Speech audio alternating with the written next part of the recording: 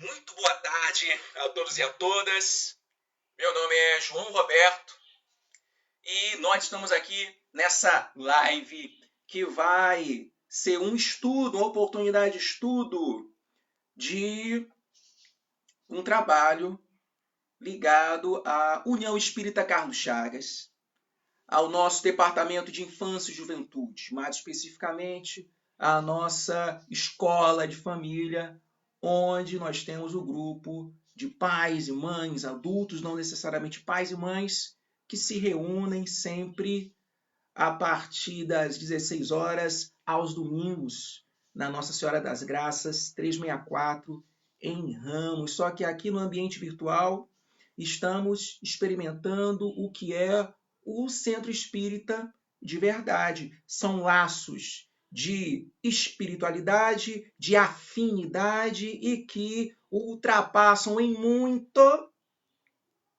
a geografia de um centro. Estamos indo além de um prédio. Na verdade, um centro espírita ela é feito por encarnados e desencarnados. Pode destruir um centro fisicamente e ele continuará a existir. Por isso que se um centro tiver uma sede alugada e, portanto, provisória, sai de um lugar para o outro e o centro continua. E aqui estamos no ambiente virtual, vivendo esse centro que é a União Espírita Carlos Chagas. Vamos fazer a live, logo depois ela vai ser colocada no nosso canal do YouTube, onde vocês encontrarão outras palestras realizadas recentemente a partir dessa situação de provação pela qual o nosso mundo passa e os centros e organizações religiosas, na verdade, qualquer organização onde ocorra aglomeração, é proibido que funcione. Então, desde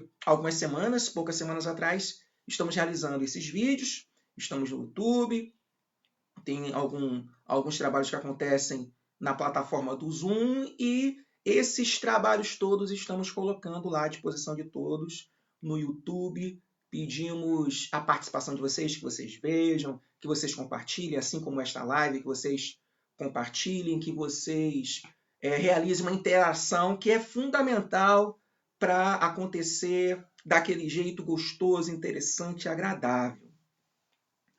Vamos começar então com a nossa prece, agradecendo aos amigos espirituais mais uma chance de nós nos reencontrarmos. Senhor Jesus, nós agradecemos, nós que estamos distantes e que estamos impedidos de visitar um ou outro, impedidos de nos ver no espaço físico do centro, aqui estamos no ambiente virtual, Senhor, conectando os nossos pensamentos, os nossos sentimentos, as nossas mentes, a fim de que possamos engrandecê-lo, Senhor Jesus. Que essa doutrina maravilhosa que abre a nossa capacidade de enxergar, de sentir o mundo, que essa doutrina possa ser, mais uma vez, luz no nosso caminho, que possamos, abrindo o Evangelho segundo o Espiritismo, projetar luz para nós e fazer com que as sombras se afastem em torno do nosso espírito. Nos ajudem, amigos espirituais, para que possamos, nesta uma hora, aproveitarmos ao máximo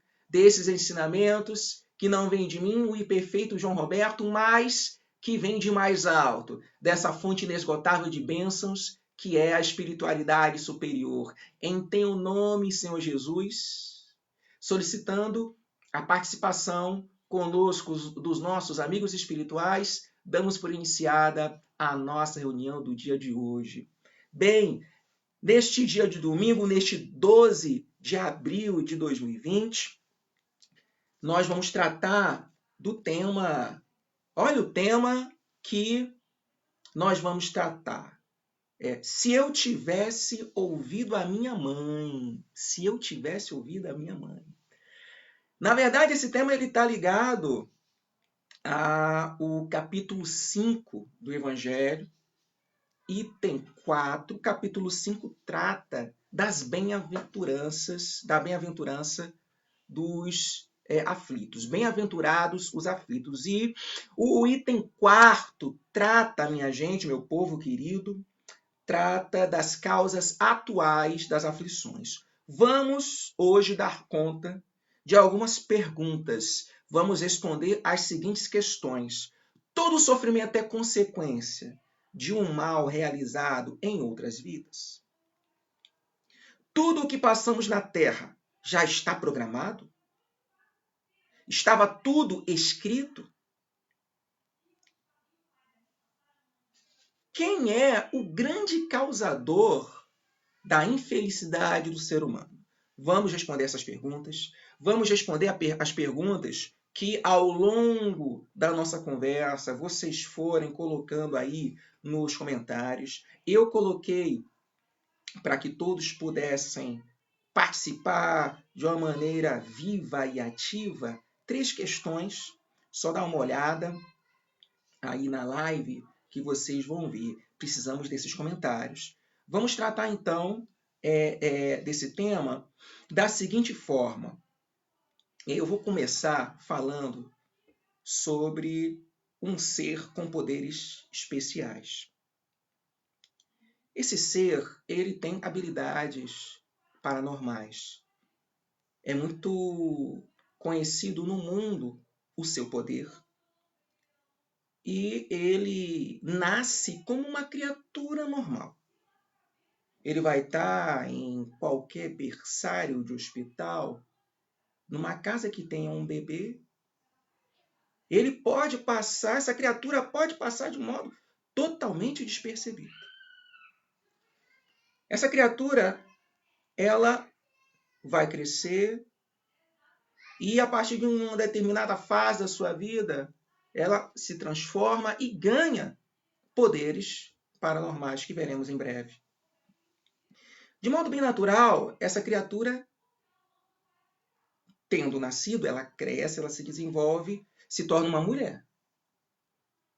Algumas mulheres, ao longo de sua trajetória na vida, vão ser mulheres, apenas mulheres. Outras mulheres vão dar um salto na evolução da espécie. E vão se transformar nesse ser de poderes fora do normal.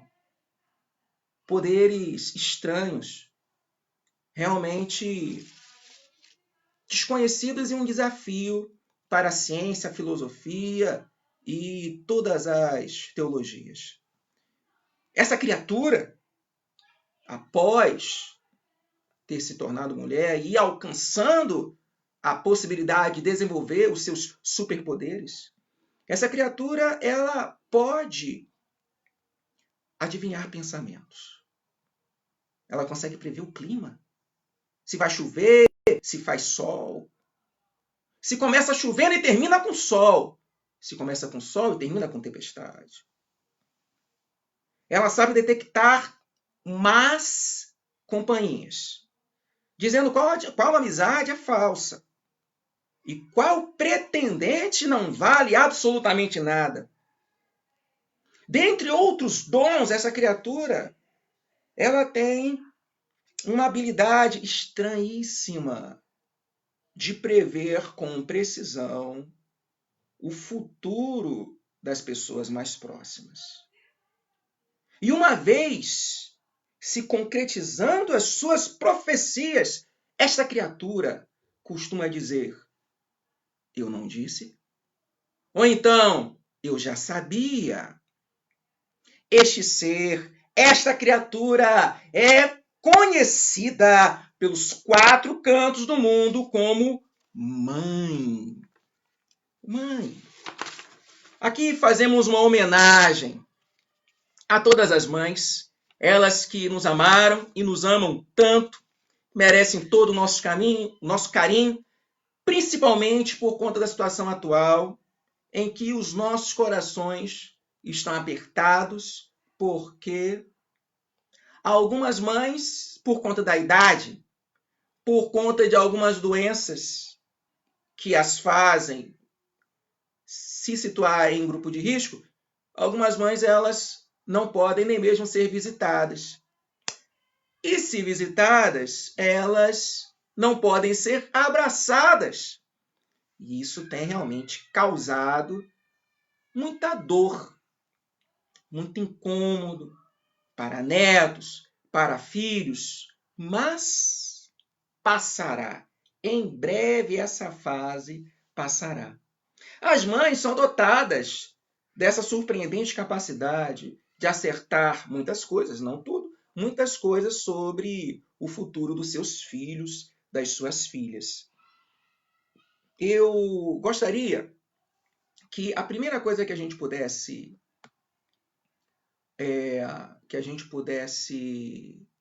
começar a comentar é uma complementação do primeiro ponto, que é a frase: se eu tivesse ouvido a minha mãe, 3 pontinhos, eu gostaria que vocês colocassem coisas da vida de vocês que a mãe anteviu, a mãe, de alguma forma, intuitivamente, de repente ligada ao teu anjo de guarda, a tua mãe, previamente, viu que ia dar errado, ela falou com todas as letras, você não deu ouvido, e aconteceu que a sua mãe tinha profetizado. Gostaria que vocês colocassem aí para a gente poder ter material para poder conversar. Na verdade, essa brincadeira da mãe tem o objetivo de nós pegarmos a mãe como metáfora para a nossa consciência. A nossa consciência é essa voz interna. É o nosso eu,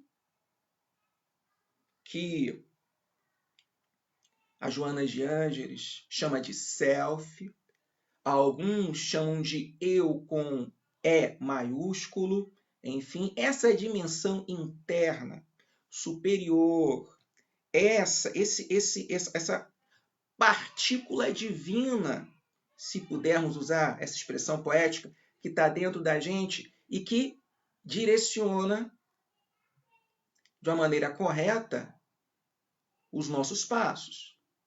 Essa voz, lembro-me da história do Pinóquio, do grilo falante, a consciência. Essa é a consciência. Então, a consciência, a gente vai tratar aqui como sinônimo da mãe.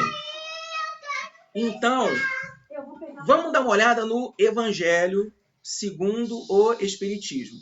Então, no Evangelho segundo o Espiritismo, no capítulo 5, item 4, nós vamos ter Kardec nos ensinando que os nossos sofrimentos, eles têm origem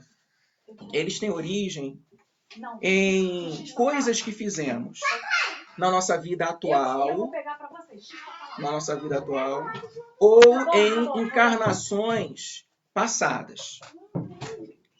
Os erros desta vida são chamados de causas atuais das aflições. É sobre elas que nós vamos nos aprofundar nessa tarde de hoje. Segundo Kardec, nós sofremos por conta do nosso caráter e do nosso proceder.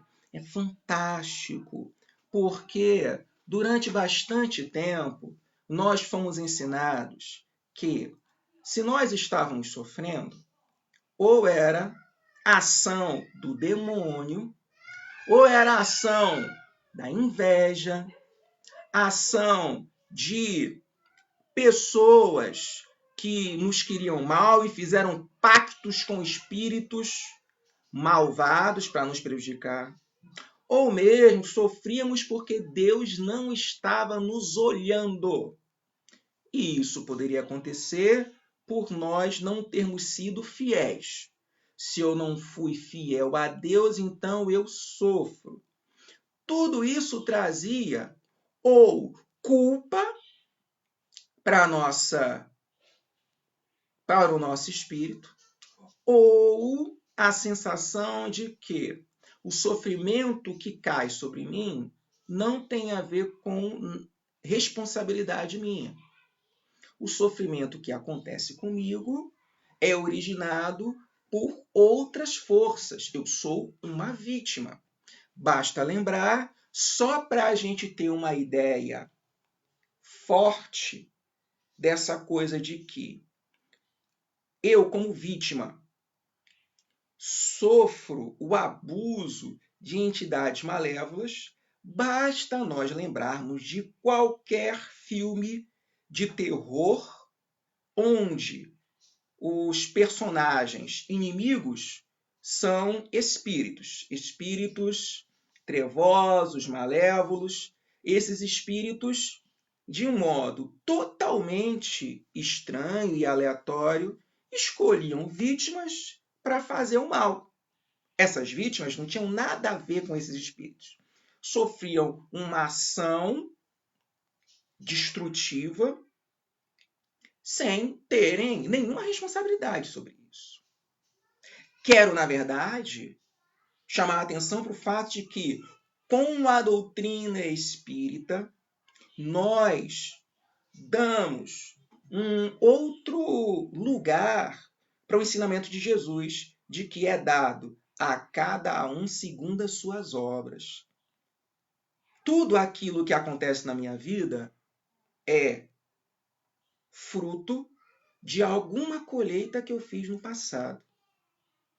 Esse passado pode ser outra vida, mas esse passado pode ser o que eu fiz há 5 anos ou o que eu não fiz.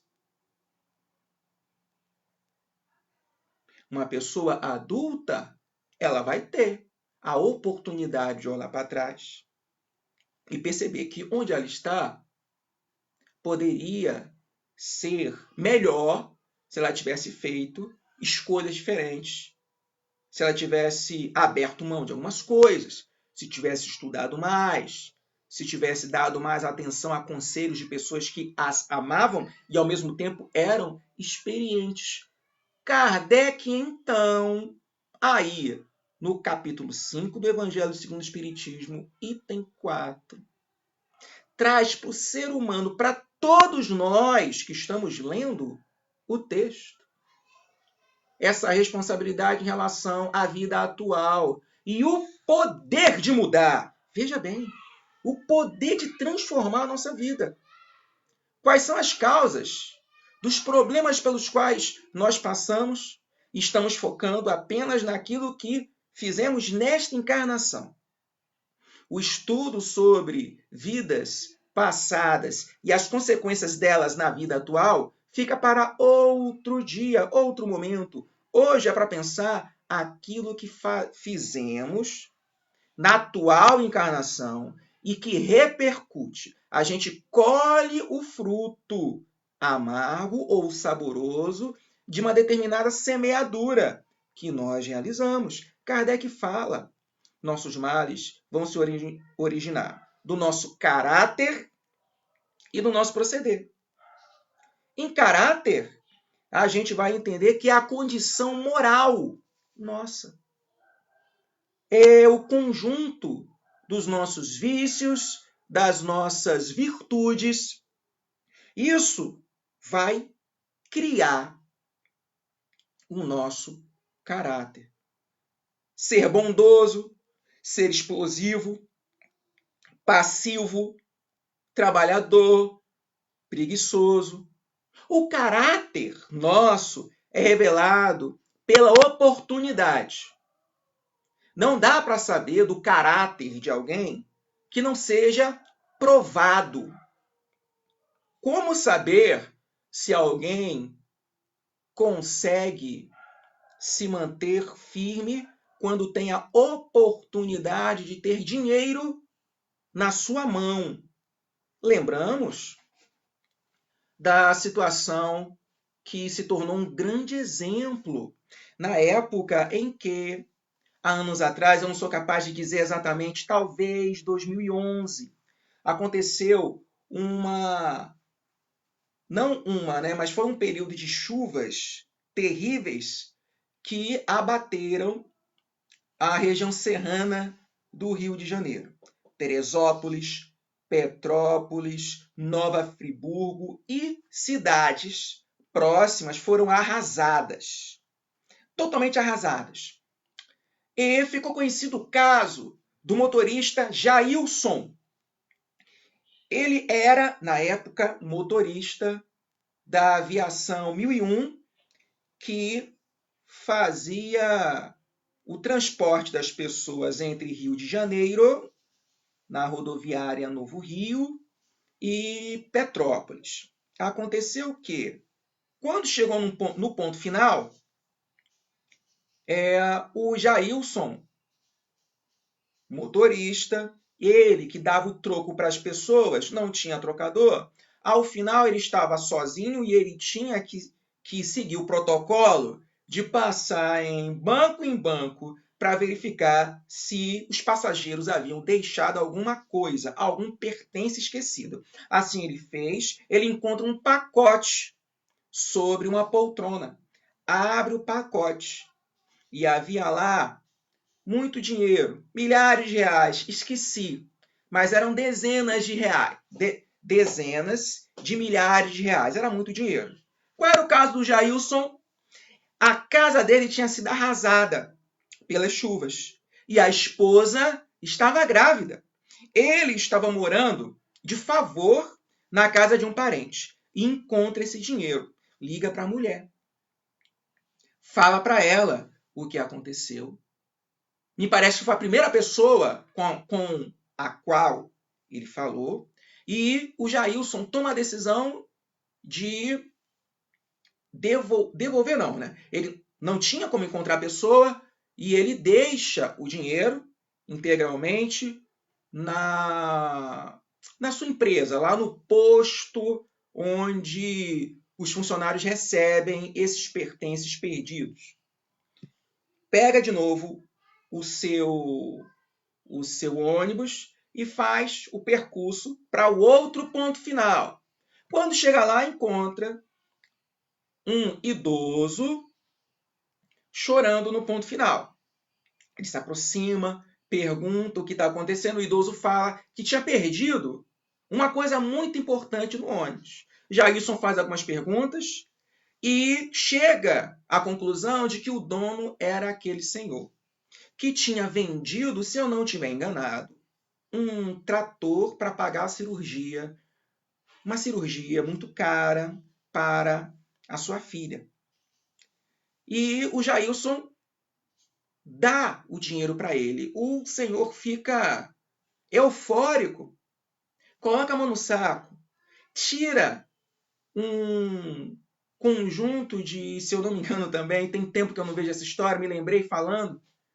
Se eu não me engano, ele pega 5 mil reais e coloca na mão do Jailson, e o Jailson diz: não quero. Como não quer? Não quero porque, olha, a nobreza de caráter. Não quero porque o que eu estou fazendo de devolver aquilo para o real dono não é nada especial. Eu não tenho que ganhar em troca nenhum real por eu ter devolvido para o seu verdadeiro dono aquilo que foi perdido. Uau! Jailson mostra pra gente que o caráter ele é revelado na oportunidade. Dizem, a oportunidade faz o ladrão. Eu digo, mais ou menos. Por que mais ou menos? A oportunidade vai fazer o ladrão se aquela pessoa já tiver dentro de si a fraqueza para o roubo ou o furto. Se for alguém, perdão, se for um espírito com essa fraqueza moral, havendo oportunidade, ela pode pegar. Mas, se houver oportunidade e a pessoa que tiver a chance de pegar um dinheiro que não é seu, se ela não tiver a fraqueza que vai levar ao roubo ou ao furto, não interessa a quantidade de dinheiro, não interessa se é ouro, não interessa se é diamante, não interessa. Não interessa se é o último iPhone numa caixa lacrada, não vai pegar. Porque aprendeu que não é para pegar. Enfim, caráter é isso. Caráter é essa condição moral que cada indivíduo traz consigo. Mas Kardec fala que, além do caráter, existe o proceder. Caráter e proceder levam aos sofrimentos. que é o proceder? Proceder é o jeito como nós vivemos. Sabemos que pelos frutos se reconhece a árvore. Os frutos, no caso, é o jeito como nós vivemos. As escolhas que nós fazemos, se acontece um problema, qual é o jeito como nós reagimos? Trânsito. As pessoas que dirigem, de modo geral, falam sobre um estresse muito grande. As pessoas que dirigem fazem uma propaganda horrível do dirigir. Né? Eu nunca ouvi alguém falar que dirigia e que isso era terapêutico, deixava a pessoa tranquila, serena. Pelo contrário, as pessoas falam do ambiente do trânsito brasileiro como um ringue de UFC. Muito bem. No trânsito, a pessoa vai se revelar. Chegou a minha filhinha aqui. Amor, lá fora, amor, vai. Perdão. Muito bem, então,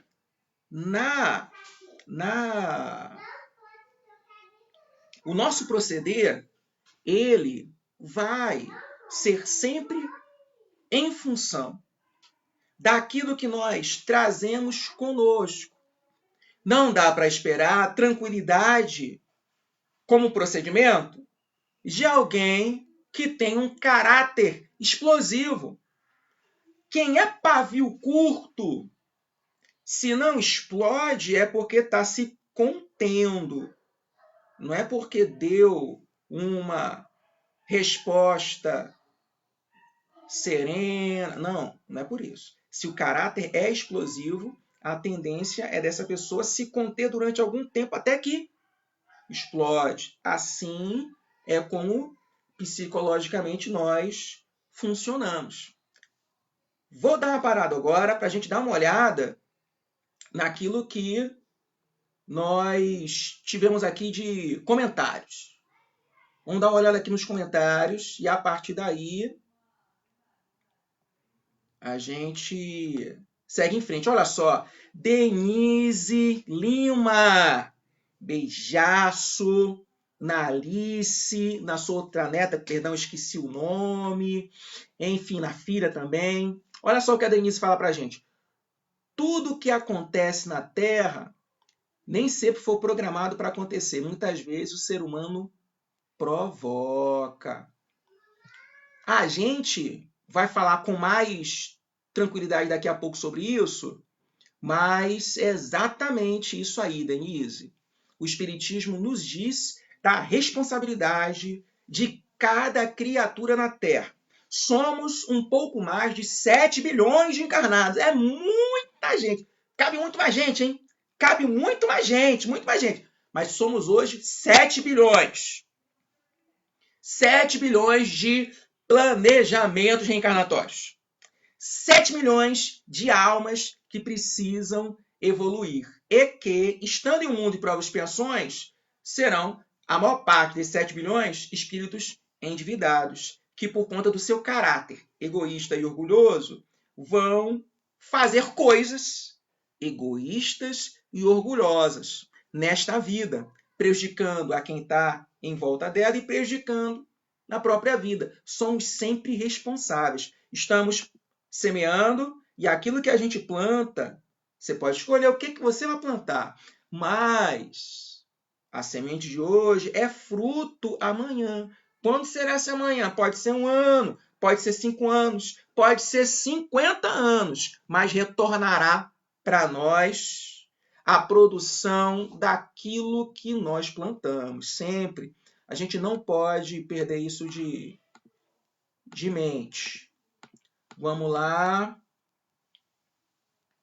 Aninha. Perdi minha mãe. Ana Maria Machado Lili falando pra gente. Perdi minha mãe com 14 anos e me lembro que uma vez ela falou para que eu não fosse por um caminho para a casa de minha avó. Parece a história Chapeuzinho Vermelho. Que morava na Milton. fiz exatamente o contrário e quase fui atropelada por um trem. A Ana mora em Ramos há muito tempo. O trem, Ana, então quer dizer que era perto lá da linha do trem. Olha só, quase morreu por conta de não seguir aquilo que a mãe dela falava. É um negócio muito sério. Mãe, não tem um X-Men? Deus fez o X-Mãe. É muito sério. Alessandra Mendes.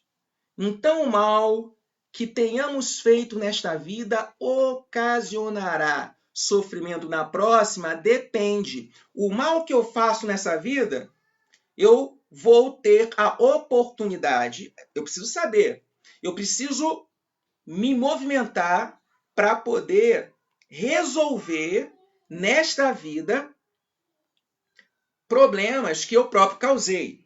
O Alcoólicos Anônimos tem um programa espiritualmente avançadíssimo, que são os 12 passos, que ainda que a pessoa nunca tenha colocado uma gota de álcool na boca, se ler, meditar, melhor dizendo, os 12 passos, vai encontrar ali um roteiro de aprimoramento espiritual fantástico, fantástico.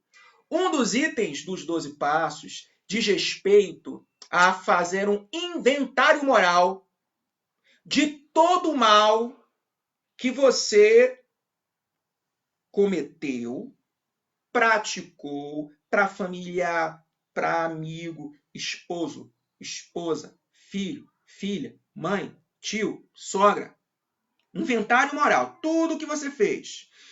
Outro passo é você fazer contato com todas essas pessoas que você prejudicou. Veja bem, é muita elevação. A proposta é muito elevada do AA. Você, depois de ter feito o inventário moral, você vai até cada pessoa prejudicada, com o objetivo de pedir perdão e se reconciliar, reparando o mal praticado para cada pessoa. Se você não conseguir realizar a tarefa de reparação do mal nesta vida, teremos oportunidade na outra vida. Ok? Então, se eu faço mal e não consigo reparar nesta vida, eu vou reparar numa outra. Porque se o futuro é a nossa iluminação, todas as vezes que nós levamos treva para o outro, vai ser necessário iluminar esse ponto trevoso que eu criei na vida de outras pessoas. É inescapável. A cada um segundo as suas obras. Se eu cometi uma obra de dor, de sofrimento, se eu pequei contra certas pessoas, eu vou ter que dar conta disso. Isso não vai ficar esquecido dentro da lei divina.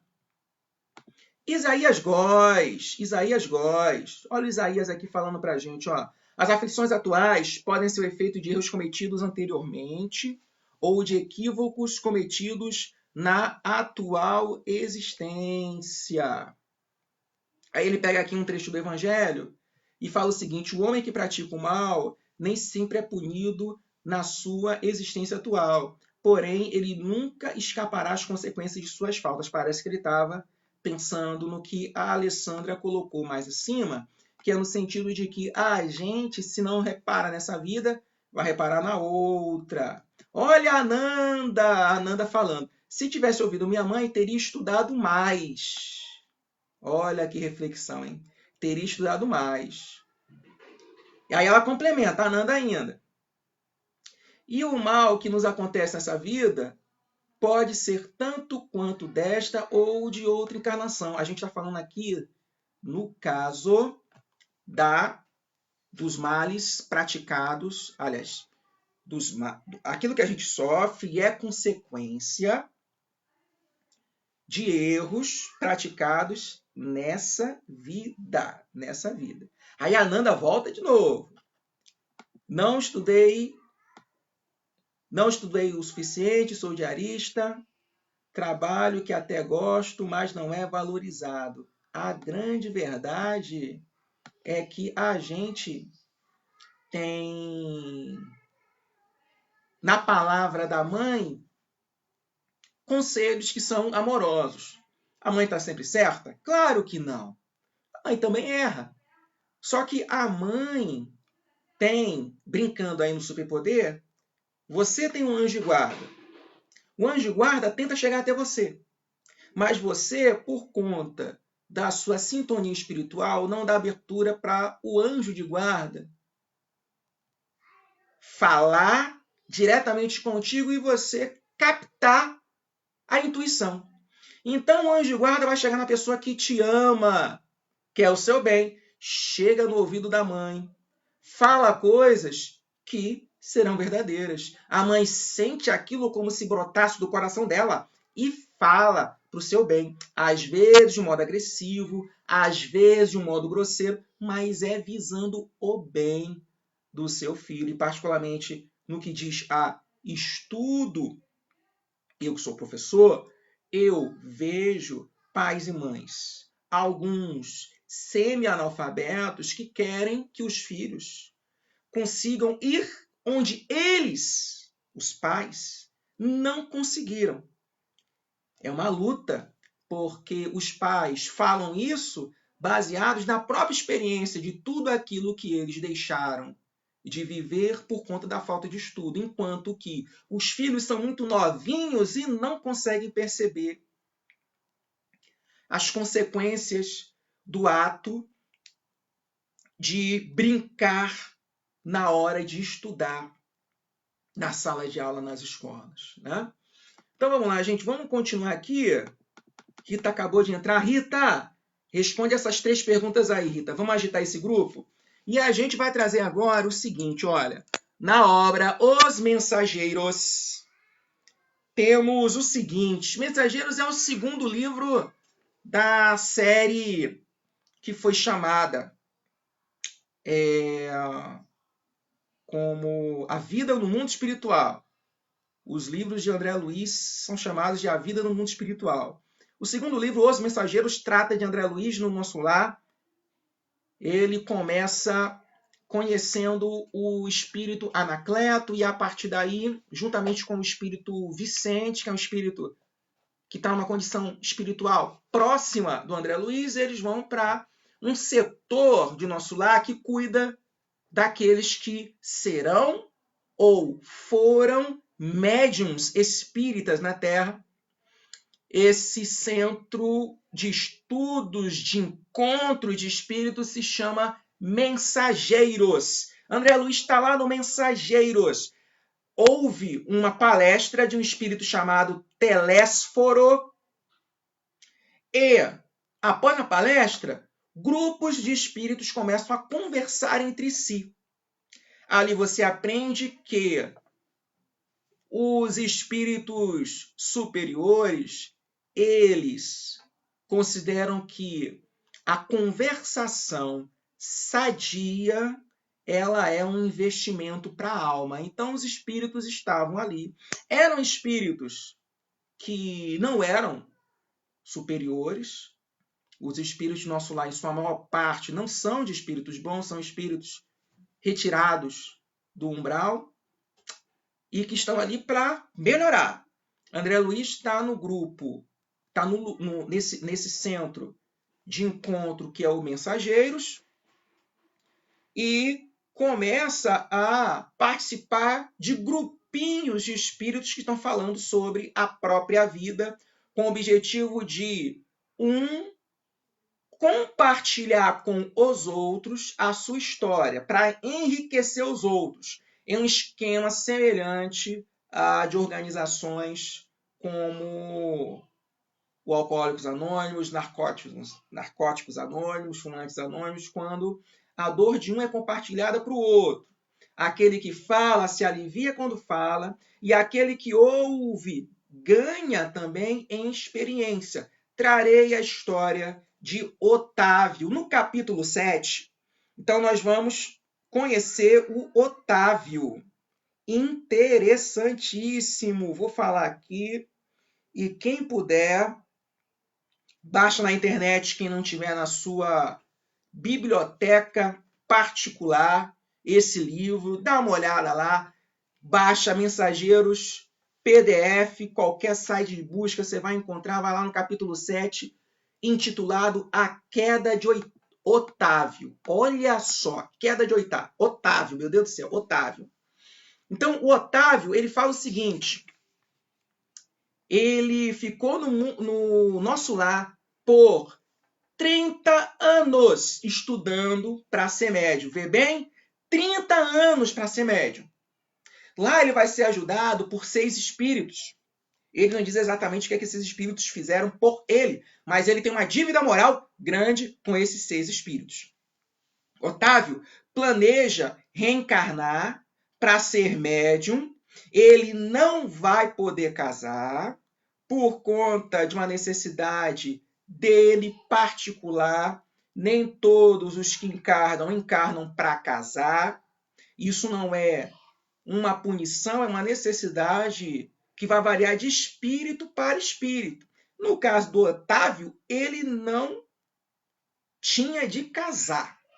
E ele ia cuidar desses 6 espíritos que ajudaram muito a ele no mundo espiritual.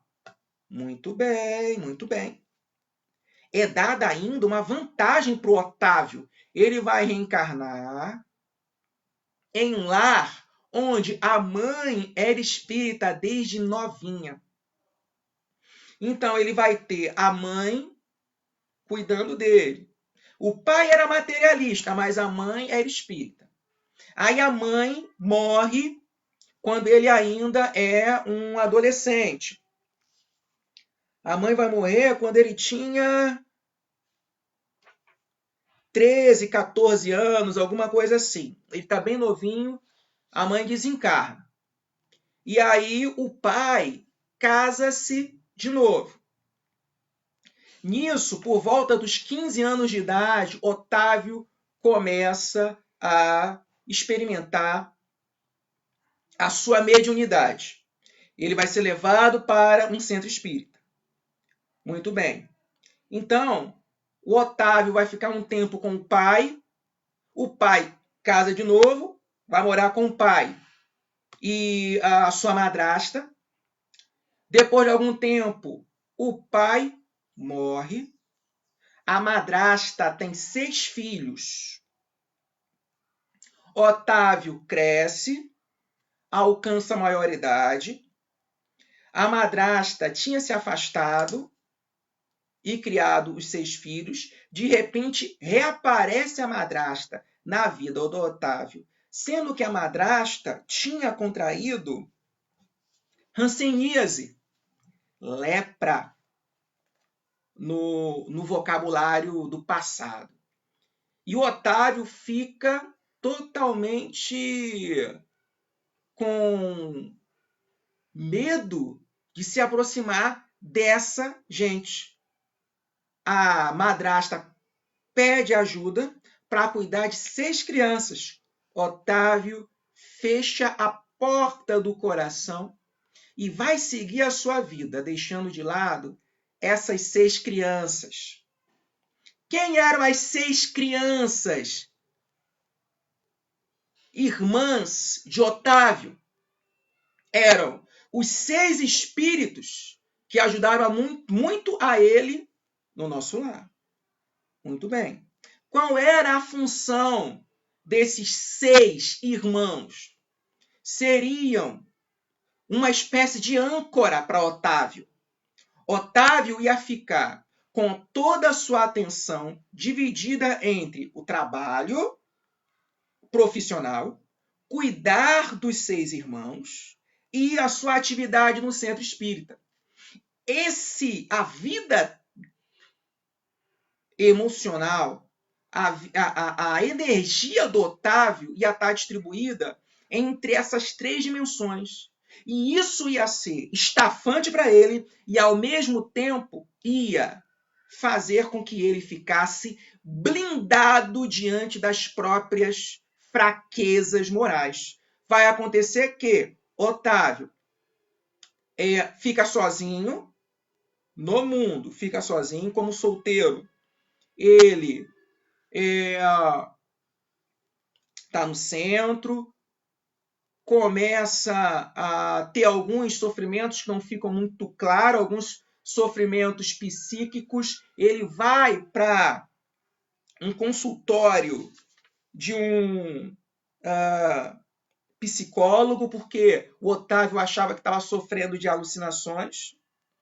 Ele vai, na verdade, um psicólogo não, ele vai para um médico, o livro fala que é um médico, e o médico receita experiências sexuais para que o Otávio ficasse aliviado.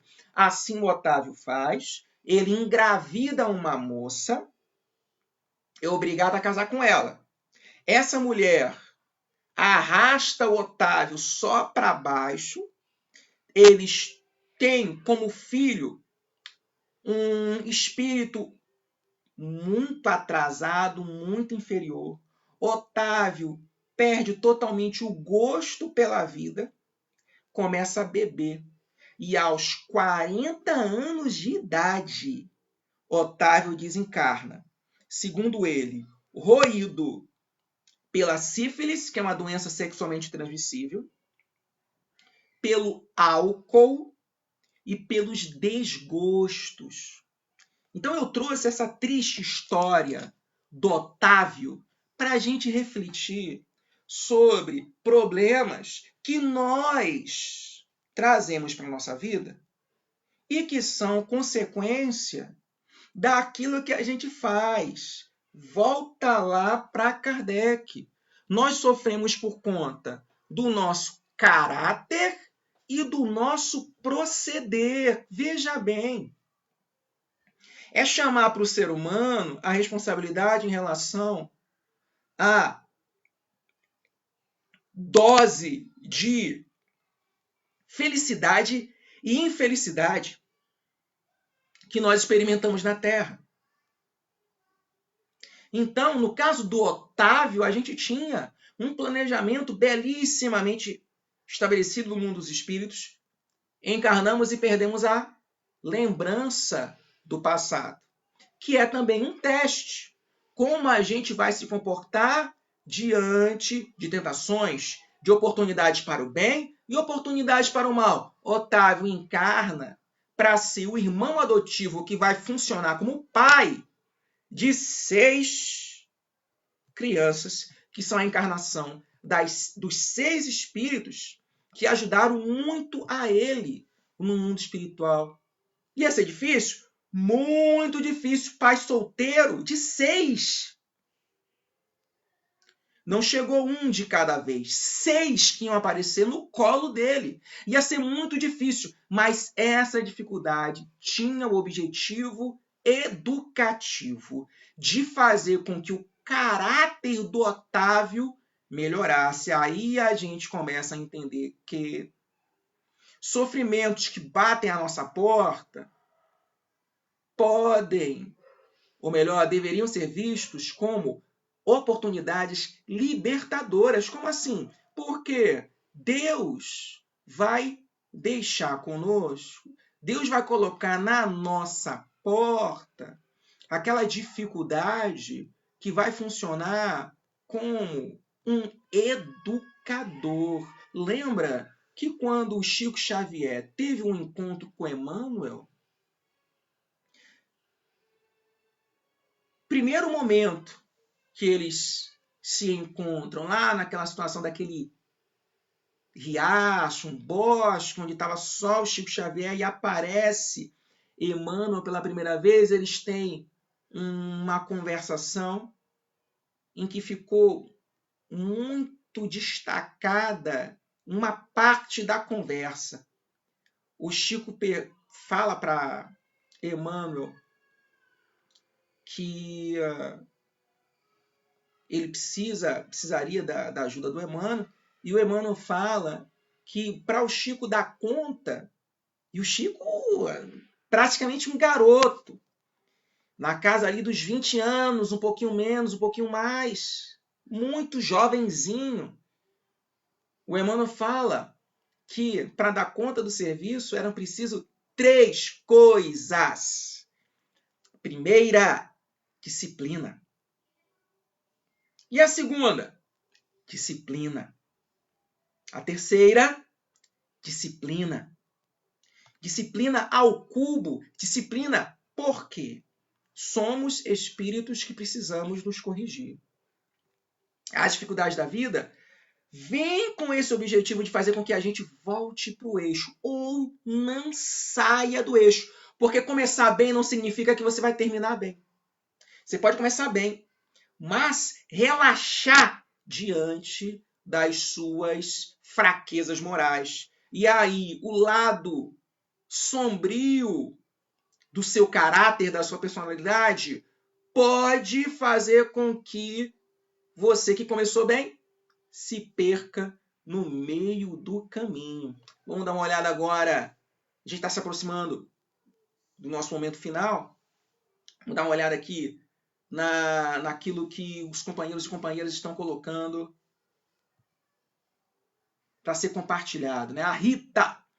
Os pais nem sempre acertam, mas o desejo é de que os filhos tenham a melhor vida possível. Com certeza, graças a Deus. Por isso que a gente tem pai e mãe para poder avançar. Olha só, a Rita de novo aqui, ó.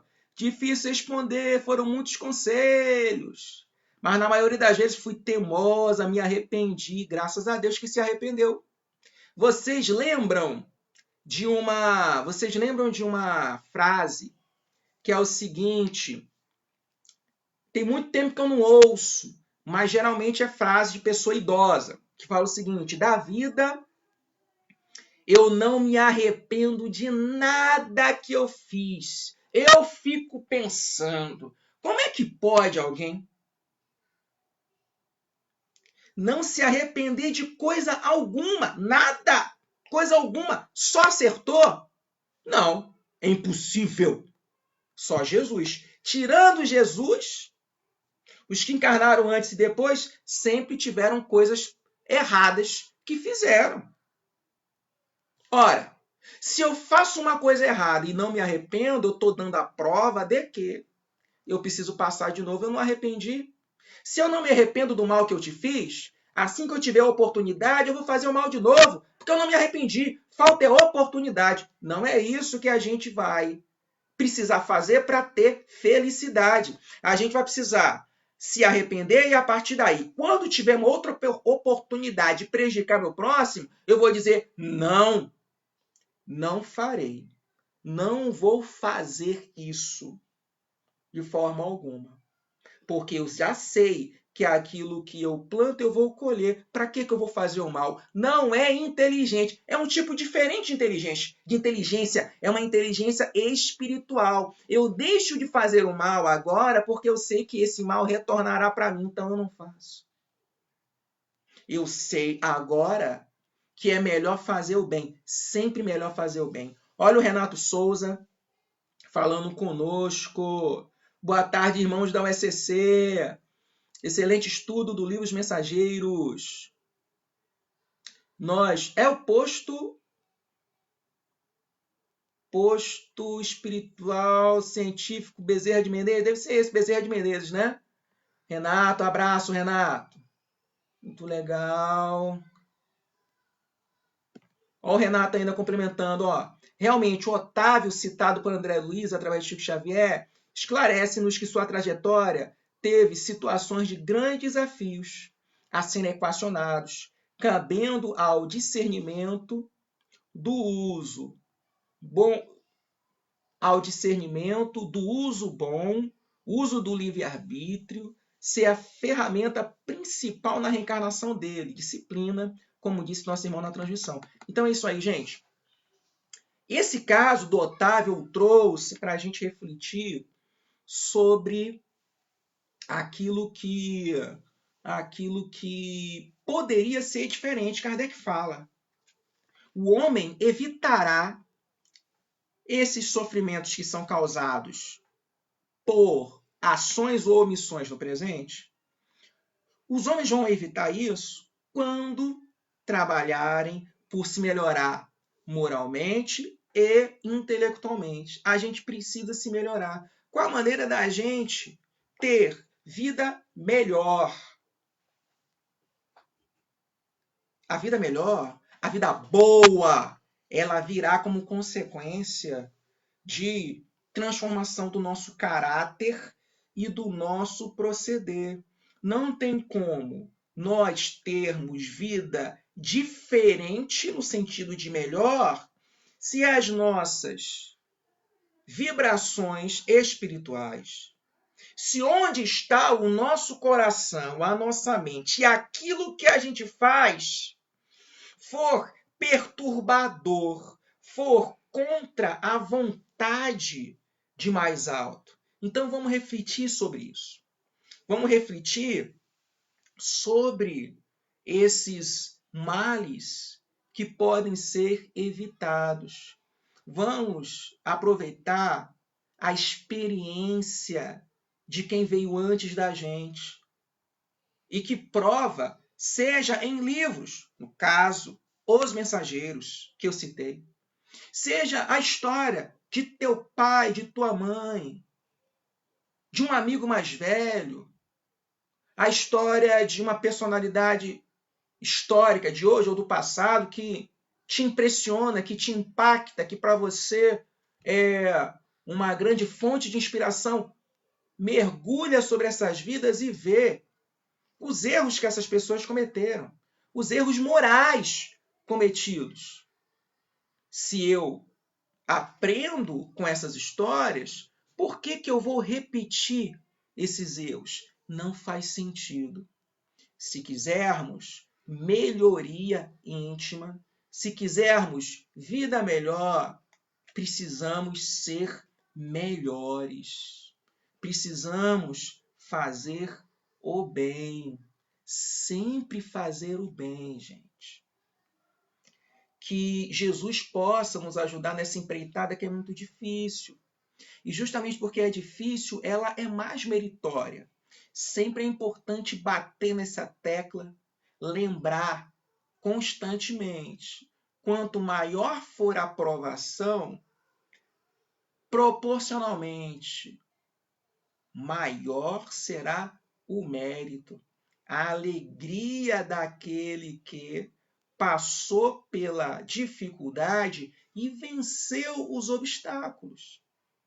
Quando a luta ela é fácil, a gente cresce pouco e alguns desanimam.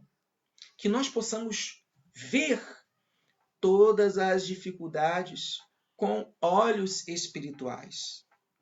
Que a situação atual de confinamento forçado possa fazer a gente aprender de uma maneira desagradável sobre onde está o nosso coração, o que é mais importante, o que é relevante, sim, onde é relevante investir tempo e energia nossa. Estamos aí para aprender. Estamos aí para aprender. A culpa é péssima companheira. Ela nos mata devagarinho, nos atropela e não nos faz avançar. Que a gente consiga passar pelas dificuldades, jamais sozinhos. Tenhamos sempre em mente que contamos com um anjo de guarda, com espíritos bondosos que se identificam conosco, espíritos familiares, aqueles que em outras vidas foram nossos familiares. Há uma rede de espíritos interessadíssimos no teu progresso espiritual. E acima deles temos Jesus e temos o nosso Criador, Deus, que está aí para nos estimular para o alto, para cima, cada vez mais para cima. Agradecemos a atenção de todos, pedimos encarecidamente que os amados e amadas que nos acompanham divulguem os nossos trabalhos, compartilhem, curtam, possam acionar o sininho para receber novas notificações e que, enfim, nós possamos ter o coração tranquilizado pela certeza da proteção espiritual que sempre recebemos. Vamos agradecer então ao nosso Senhor Jesus mais uma oportunidade luminosa de trabalho no bem, que nós possamos ter o coração asserenado diante das dificuldades, que nós consigamos, Senhor Jesus, valorizar nossa família, que nós possamos aproveitar essa oportunidade desagradável do momento para crescer espiritualmente e, em meio às dificuldades, desenvolver as asas da moral e da inteligência. Nos ajuda, Senhor, porque toda vez que um de nós é resgatado pelo Senhor, que é o nosso pastor, o céu se alegra. Que a tua paz esteja conosco. Graças a Deus, que assim seja.